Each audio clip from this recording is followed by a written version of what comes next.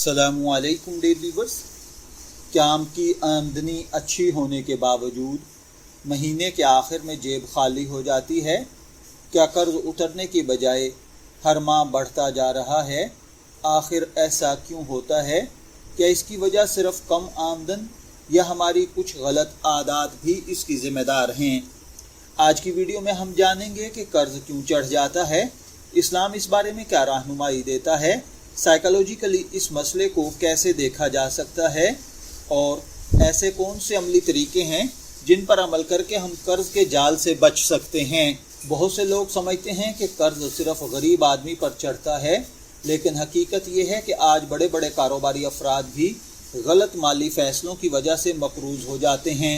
Psychology के माहिरीन के मुताबिक इंसान अक्सर जज्बात में आकर ऐसे फैसले करता है जिनका बाद में उसे नुकसान उठाना पड़ता है, जैसा कि गैर ज़रूरी ख़रीदारी, दूसरों की नकल, दिखावा और मुस्तकबिल की फ़िक्र किए बगैर खर्च करना कर्ज़ की बड़ी वजूहात में शामिल है। इस्लाम इस हवाले से हमें एतदाल, सादगी और ज़िम्मेदारियों की तालीम देता है। अल्लाह ताला फरमाता है, और ना इसराफ़ करो, बेशक अल्लाह इसराफ़ करने वालों को पसंद नहीं करता।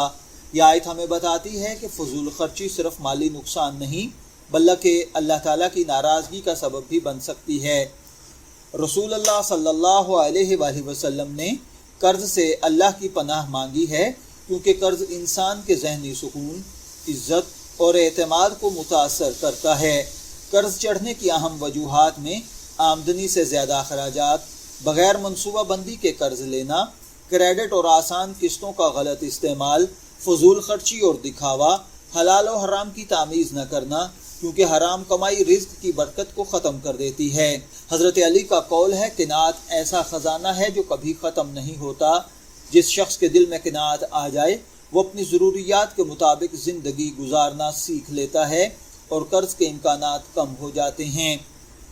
कर्ज़ से बचने के लिए जो अमली तरीके हैं, हर माह अपना बजट बनाएं, सिर्फ ज़रूरत की चीज़ खरीदें, हंगामी हालात के लिए बचत करें, सूदी कर्ज़ हत्तुल इम्कान बचें, हलाल रोज़ी कमाने की कोशिश करें, रोज़ाना इस्तग़फ़ार करें, सदका करने की आदत डालें, आमदनी बढ़ाने के लिए नई महारतें सीखें, कर्ज़ लेने से पहले वापसी का वाज़ेह मंसूबा बनाएं।